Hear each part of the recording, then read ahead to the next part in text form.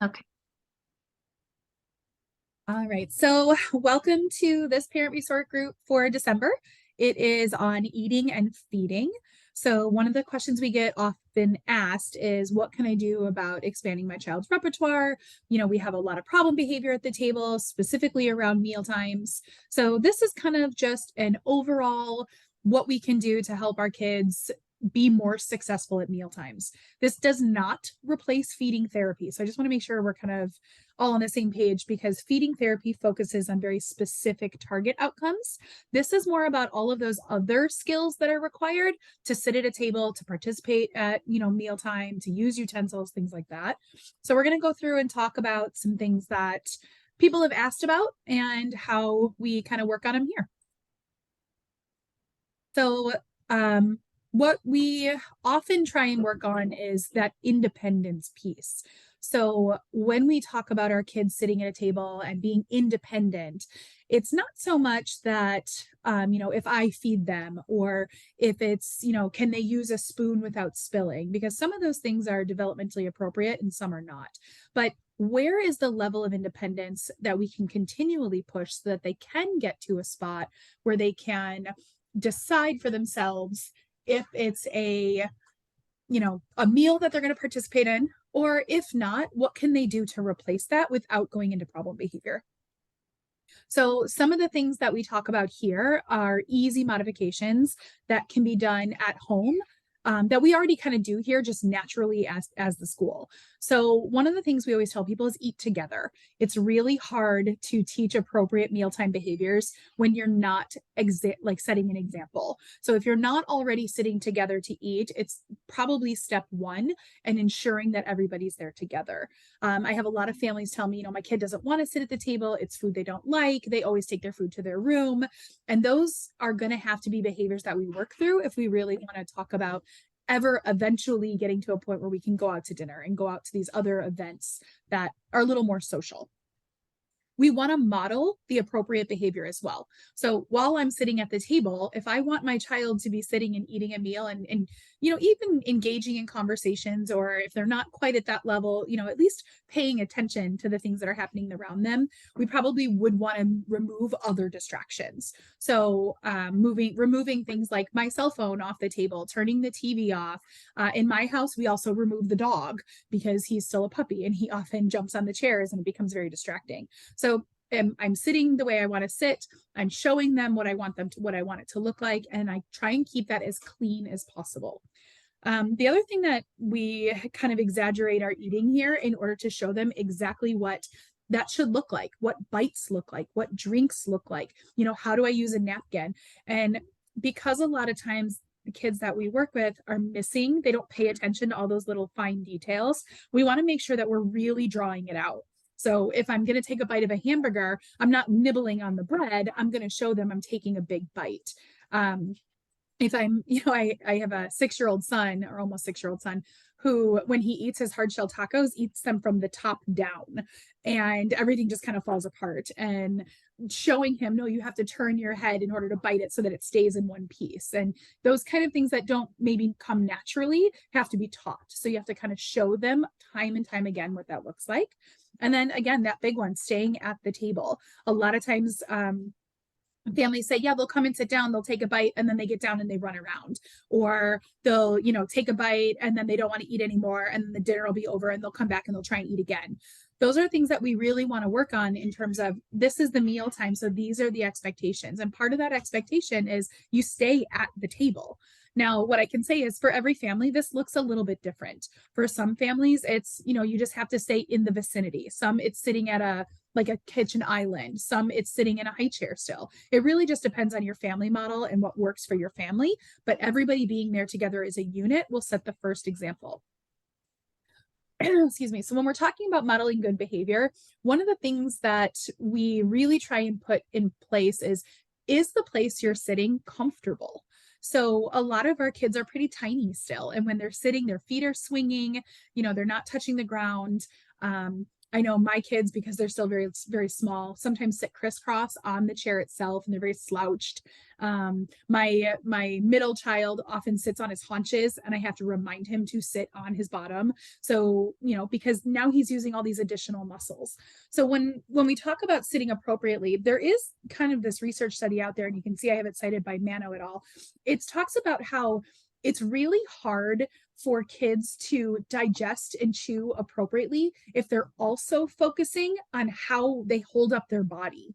So if you're in an uncomfortable position and you're using additional energy to just maintain that position, it's really hard to continue to focus on chewing appropriately, swallowing appropriately when those things are not coming natural to you. So we want to make sure that we have what we call the 90-90-90. Your shoulders and your jaw should be at a 90-degree perpendicular. Your hips and your knees should be 90 degrees, and your feet on the floor should be at 90 degrees. If possible, that's the best structure for the body to sit in order to really maximize the ability to chew and swallow without using those additional muscles. So I have a couple kids that we work with that have really poor core strength. And because of that, they often lean on the table, or they hold their head up with their hand, or they're kind of always slouching down. And in doing so, it makes it more difficult for them then to also use their utensils to pick the food up properly and make it to their mouth without dropping it, without becoming a choking hazard. And it really just makes things way more difficult than it should be, which now again kind of acts as a barrier for appropriately sitting at a table and eating. We talked about over exaggerating your eating to see what's happening. So because eating involves a lot of muscles that are not visible, you really kind of have to over exaggerate what's happening. So think of it almost cartoonish. So when you watch a cartoon, they open their mouth really wide, they chew, and there's like this big chunk of food, in their cheek, and they're opening their jaw over and over again. Sometimes that's what it takes initially for kids to really pay attention to what's happening in the mouth. When you take a bite of something and your teeth are moving and your jaw is moving and your tongue is moving, those aren't things that people often see. And it's hard to model that while you're actually chewing. So when you are trying to explain it and when you're trying to show them, you want to make these large chewing motions. You want to make these, overt lip closures so that they can really see, I need to close my mouth. I need to open and chew, with my teeth. I need to go up and down. Really, a lot of these oral motor patterns that develop over time are developed almost instantly from infancy. So as they practice that skill over and over, you kind of develop it. But when that skill doesn't develop appropriately, you kind of get stuck, and you get stuck in this really infantile ability to open and close your mouth, move your tongue, laterally across from cheek to cheek, to push food back from the front of your mouth to the back of your mouth. Those are all skills that typically occur over, natural development. But if they don't, teaching them can be difficult. So we want to make it as easy as possible and really help them attend to what's happening.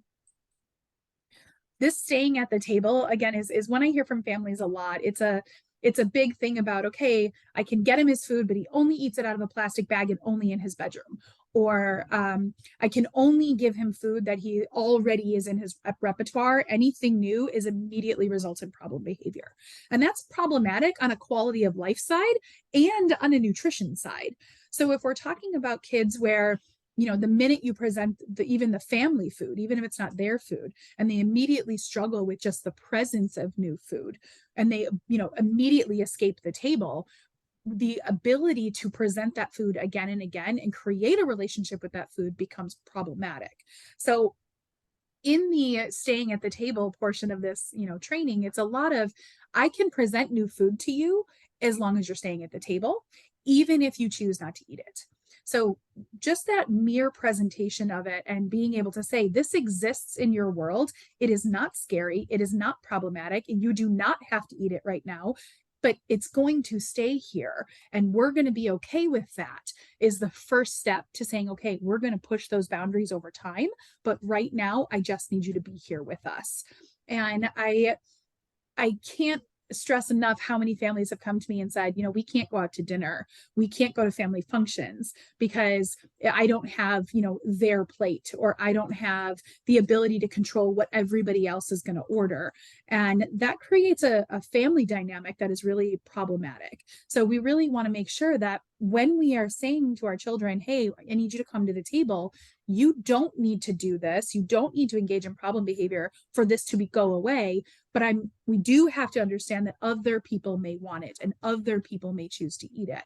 So here at L.I.F E, we've been working on a lot of just that sheer exposure. So during our Wednesday hot meal lunch program, we often have a main course, and that kind of rotates, but every month, we have 2 sides that are presented. The children are not required to eat it, but they are required to sit in the vicinity of it so that over time, it doesn't become this scary demand to eat this food, but rather it's okay. It's okay that it exists there. And eventually, when you're comfortable, maybe you will engage with it. You might not eat it right off the bat, but maybe you'll engage with it. And that's the next step. What we want to make sure we're doing is really fostering those relationships between food and behavior and the family and the table and all of those pieces to really create a social environment where food is the focus, but we're really talking about all of those other behaviors. It's hard to engage in all of those other things if you're not staying with everybody else. When the new food is presented and it is there, we want to talk about it.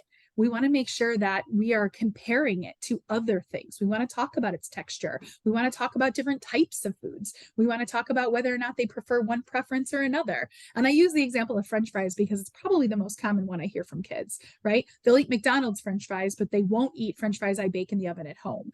And they only eat French fries if they're heated directly from, right out of the fryer, not if I reheat them in like an air fryer. So we have a lot of those kind of constricting tendencies, I guess you would say, where it becomes very rigid in how the food is presented and what food is presented.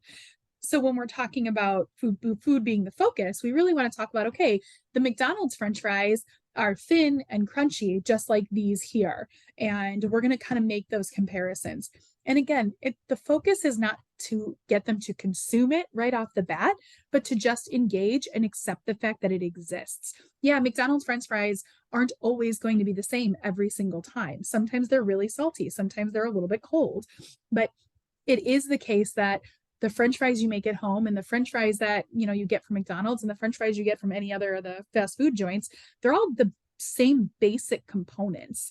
And trying to get that broadening to get away from that rigidity will help to expand other things in their repertoire. We do want to try to also avoid criticizing anybody with the food on the table. So once it's there, we don't really want to criticize what they're doing. If they're interacting with that food at all, we're going to really focus on that. So, hey, I like how you looked at it. I like how you touched it. You smashed it and you're jamming it into the table. Yeah, well, we can keep it on the plate, but we're not going to shun, or shame them basically for any of the inappropriate food choices that they make. Because in the beginning, every interaction is a good interaction. So we just kind of want to keep that in mind. If possible, having the kid help in setup, in serving it to other people, cleaning up and throwing it away is an easy one because they most of the time don't want it anyway. Having them assist in that really gives them a little bit of that control over what is and is not available for them. So if it's the case where you sit down, you're like, all right, we're going to sit down for dinner. Here are the foods that we have today. And the kid's like, no, I don't want that. And you're like, okay, cool. That's great. It's going to stay on your plate until we're done and then we'll clean it up. And having that beginning and having it always there and saying, okay, you can clean it up when we're ready allows them to say, okay, I just have to wait till everybody's ready. And those are skills that we can work on outside of the actual consumption of food. Okay. Some ideas I have for structuring the meals. I have three kids, and despite the size of our kitchen table, everybody sits in the same place every night. One, because humans are generally creatures of habit. So we have, the same seats. It's not required, but that's what they choose and that's where they're comfortable. And we follow a very similar schedule. So with the exception of Wednesday nights, which kind of get weird because my child's hockey games, we have dinner between 5:30 and 6 every night. So it's very structured. They know exactly what to expect. We have a menu written down so they know which meal is coming and what the sides are going to be. And that is consistently updated, and we talk about it constantly. When possible, I let them input. What do you guys want? What should we put on the menu? What should we have for sides? Now, if you don't have a child that's able to communicate those things, think about the things that they often enjoy, and can you work that into your meal? So when you have them sit down, is it the same spot? Is it roughly the same time of day? My kids have plates with their names on it that were gifts. They're like little superheroes and stuff. And those are the plates they use for dinner every night, mainly because that's just the routine. That's what they like. And it makes it easier for them. It's one less thing that they have to worry about. We also limit snacks. So snack time in our house is at 2:30. And if they're in school, then they get it in school. But when they get home from school, they don't get snacks because we have a couple things we need to do, homework, whatever, getting our routine ready to go. And then I start cooking, and they don't get to eat during that time. So that at least 30 minutes prior to the meal, they have not consumed any snacks. I do let them have water, obviously, because it's Arizona, it gets really hot, but I do want to be mindful that I'm not giving them milk. I'm not giving them things that are going to fill up so that they don't want to eat. So those are just some simple ideas on the structuring the meal. And just remember that meals are meant to be enjoyed. Most people, if you're going to eat, you eat because you're hungry, and you eat because it's a social event. So when you're sitting down with friends and family and all of those things, it's not just because you're hungry, right? It's not just to sustain life. It's a social endeavor, especially here in America. It's very much so we're going to share this meal, and we're going to talk about our day, and we're going to talk about our dreams last night, and we're going to talk about what we want to do in the future. For our little ones, they might not be ready to discuss those kinds of things, but they can start interacting with you in the food in front of them. So we're going to talk about the things that I am presenting to you. Okay. One of the things that I have read during a lot of these trainings and a lot of the research that I've been doing for feeding is try not to give them more food than you expect them to eat. So what I've heard is a lot of people give large portions of food for a kid that maybe isn't really ready to try it. And then it becomes almost a daunting task. It's too much. So you can always give them more, but if you start with a smaller amount, giving them more is better than starting with too much and then constantly reducing it. Because then what ends up happening is that kid learns, if I don't eat, you'll eventually just keep taking it away.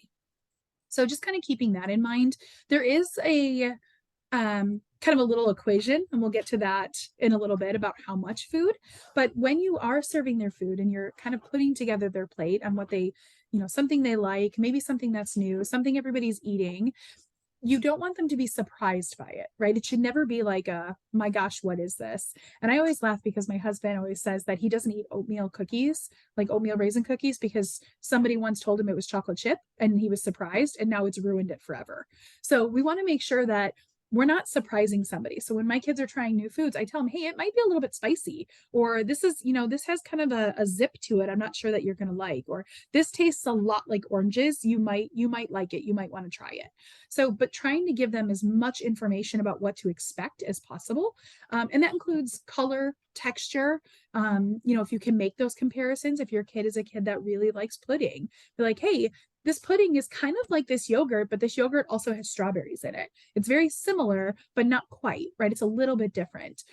Carrot chips are not very different than potato chips other than the saltiness. And you can explain those things and tell them those things, even if your child isn't ready to converse back with you. One of the things I just want people to remember is eating can be hard. It can be very hard. It's a daunting task. And when you are trying new things and people are constantly presenting you with new things, especially things you've tried in the past that you don't like, it's hard to want to do it again. And if you think about that, how that relates to your life, and if people have given you things that you're like, yeah, no, I'm not going to do that again, it's hard to want to try it again and again, especially when people are pressuring you. So when I think about the first time I ever tried snails, it was very difficult, and I did it and I hated every second of it. And now every time it comes up, I politely refuse, but people still push. Yeah, try it. No, it's different this time. Try it with this kind of sauce. It'll be better. And all I can think of is the harder you push, the more I'm going to dig in my heels. So we want to kind of remove that for our kids. We want to, yep, nope, I get it. It's here if you want to try it. I'm going to try it and I'm going to talk about it and maybe we'll touch it. But if you don't want to eat it, that's okay. When they do eventually start those small progress steps, we really want to make sure that we're celebrating them. So, hey, I put it on the table and you didn't struggle today. I really appreciate you being able to tolerate that. And, I put it on your plate. I only put a small one on, and you don't have to touch it, but I am going to leave it there for dinner. And we're going to go from there. Little kids with vegetables specifically really struggle. Vegetables can be very bitter. So when you have a kid who's used to eating things that are much more sugar and starch based, when you present things that are a little more bitter, it's a stark difference. So when they do start tolerating those different things on their plates and they do start accepting those new foods or new, silverware or a new plate altogether, maybe a new restaurant, you really want to do celebrate those things for them. We always want to highlight the positives. You're doing a great job sitting. I appreciate you sitting here and talking with me. I know you don't like what I'm eating, and that's okay. I'll just move it a little away and we'll make you more comfortable, but I'm not moving it off the table, right? So we want to make sure we're really kind of giving them all of that information, even if they can't give it back. Kind of touch base on this a little bit more. Mealtime is often more than just consuming the food. So when you're talking about meal times and you're getting ready and you're setting the table, have your kid help with those things. They can put, napkins out, help them. We're going to use these plates and maybe they're glass and maybe you're not allowed to carry those yet, but we can do napkins on the table, or I can give you a washcloth and you can wipe down the area. Those are things that a lot of kids can participate in the whole mealtime process without ever having to really confront a new food, a non-preferred food, and it really will help them feel like they're part of the process. And then, as with any activity, you can modify it for your child. So depending on what your family's situation is, maybe their job is to just crawl up into their high chair. Maybe their job is just once they sit down, they get their silverware, they put the napkin in their lap, or, it can be any number of things that will help them be more independent toward their mealtime. One of the questions I've heard a lot is, but how do I get them to get the new food? And this picture is kind of really a little bit silly, but it's adorable in the sense of you always want to make the bites small and easily to chew. Okay, so if you give a child a piece of food that is just overwhelming, the chances of them actually picking it up are a little bit less than if it's already easy to manage. A lot of times it's finger foods, it's things that I can squish. And the number of the foods that are presented is generally no more than 3. So if you have a lot of things that you're having for dinner and you have a lot of sides, start with just a couple. And then if they get through those and they want more, great. Or if they want to try something new, that's great. But if you put everything on your plate, I always think of Thanksgiving dinner. There's just an enormous amount of things to try, an enormous amount of things to eat. And if you put it all on the plate, it gets mashed. It gets like they bleed into one another, into one another. And some kids really don't like that. So maybe start small. Hey, I'm going to give you this little piece of meat, this, side, this vegetable, this carb, this whatever. And we're going to start there. The key to introducing new foods is generally 1 tablespoon per year of age, which seems really low, but in reality, kids don't need as many calories as we think they do. So when we're talking about how much food to give, this is what we're looking at. It's a relatively small number. And then what you'll typically find is kids, once they make it through that, they'll go for more if they're still hungry, but it's enough to make sure that they're successful and we're not overwhelming them. We do try and keep multiple types of food on the table, but it doesn't necessarily need to be on their plate. So if we're talking about Thanksgiving dinner, it may be that the turkey and the stuffing and the mashed potatoes and all of that is on the table, but their plate might only have 1 small piece of meat, a small section of bread and like 2 green beans, right? It really might be tiny, but everything is out and available. So that way they can say, okay, this is my expectation. It's very clear, but all the stuff out here is still available for me, or I can refuse it. Things I've heard, and I've talked to quite a few therapists about this as well. The reinforcement for eating really should be that you're no longer hungry. So you eat and you're no longer hungry, and that should be the whole contingency. But every now and again, that doesn't work, specifically when your kid is willing to be like, I'm not going to eat anything at all. So when we start with those things, we want to start with really small bites of a non-preferred or a less preferred, and then giving them the preferred food that they want. This is a really, really micro version of people saying, finish what's on your plate for dinner, and then you can have ice cream for dessert. That's really what this comes down to, but we're shrinking it down to bite to bite. That way that child can really understand, okay, this is the thing you want me to do. This is what I get for it. Sometimes saying, okay, finish this plate of food for dinner, and then you can have ice cream. There's too much time in there for the child to really understand what is getting them their ice cream. If the child does start to interact with food on their own, whether it's a non-preferred or a preferred, really talk to them and encourage them to continue. Even if if you're like me, you're like, I really want you to use your silverware, but the fact that you're, pulling apart your broccoli so you can eat just the floret part, I appreciate that. I appreciate you interacting. If I can provide that attention, hey, I love what you're doing. Awesome. If it's the case where, maybe that kid is like, no, I just want to sit in quiet, maybe just a little physical contact, a little rub of their back, or, a thumbs up, whatever it is for that kid that really kind of gets the message across that says, I really enjoy what you're doing right now. Other reinforcers like tangible objects you can see on the iPad. This is something that, again, it can be a little bit tricky in the sense of you don't want the child to use eating as a way to access things like an iPad or other toys. But in the beginning, if we're really trying to push new foods, this might be a tool that you can use in your toolbox. It's just not a permanent tool. We don't want this to be the only way that they eat. We just want it to maybe jumpstart some of those successes. And this is the big one I always hear from parents is, I don't want them to play with it. Just eat it. Yes, but when you're talking about natural development, eating and playing is the same. In the beginning, little kids squish, they dump, they smash, they put it in their hair, they do all kinds of stuff as they interact with it, and it's okay. So in the beginning, having them play with their food is fine. If it's a new food and they need to interact with it before they actually eat it, that's okay too. Over time, we want to shape it and we want to encourage them to actually taste it and do all those things that are a little more appropriate. But in the beginning, a new food, you may encounter them poking it or smushing it with their fork or between their fingers. Those are things that are absolutely something that we can encourage.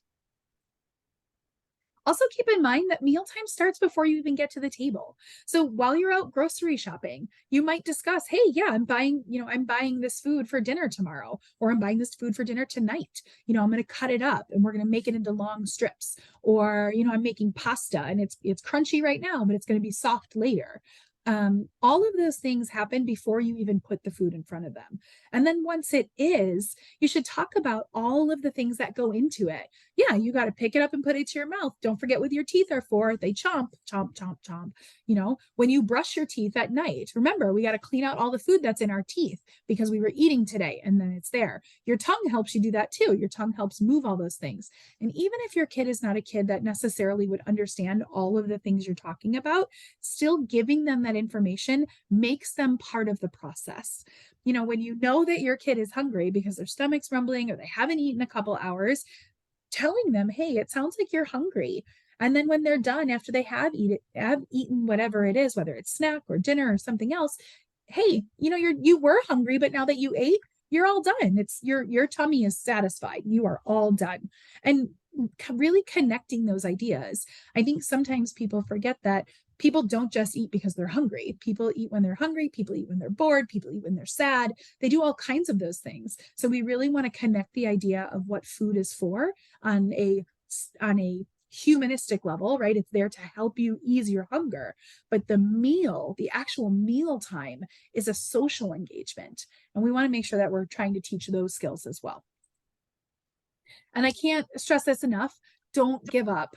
Don't give up. So many foods require multiple presentations before the child is even comfortable enough to experience it. The current literature says between 15 and 25 before a child will actually work on consuming a new food. So you have to show that same food over and over and over before that kid is like, okay, I'm willing to start interacting. Okay, I'm willing to try it. I'm willing to eat it. You can modify foods. I used to have families where their children wouldn't eat apples if they weren't peeled. So then they started cutting them in slices and they started cutting them in like a julienne style, and then they would eat them all the time. So play around with those things. If you have a kid that's like, nope, I can only eat an orange, if it's peeled and all of the white parts are off, okay, start there, but then see how you can manipulate it from there. And then just keep in mind that if they prefer certain types of foods, soft foods, boiled and pureed, you can start moving those directions. You can cook them differently. And sometimes that's, hard when you're a parent and you have multiple kids and you're planning meals and all of this stuff, but it is definitely something that if we're going to make progress, we have to put in the footwork to say, okay, I know that you prefer your foods in a soft format. So if I'm cooking meat, I might consider tenderizing it first. I might make it a little softer. I might cut it in so that it's in a much easier chewable fashion. And those are some things that I think over time become more natural and the kid is more willing to accept, and you can start expanding on that. But we got, all these pre things that we can do before we even get to that point. So I always kind of include this little thing here, and you always pass failure on your way to success. So when you are discouraged and you feel like you've been doing the same thing over and over, just keep in mind, eventually it will pay out. It's just a matter of how much do you have to put in and how much is your child willing to experience that with you. Okay. The references page are here. If you ever want to look up some of those articles, I do have them. If anybody would like an actual copy, you can just email me and ask. Other than that, I'm going to stop the recording and then you guys can ask questions.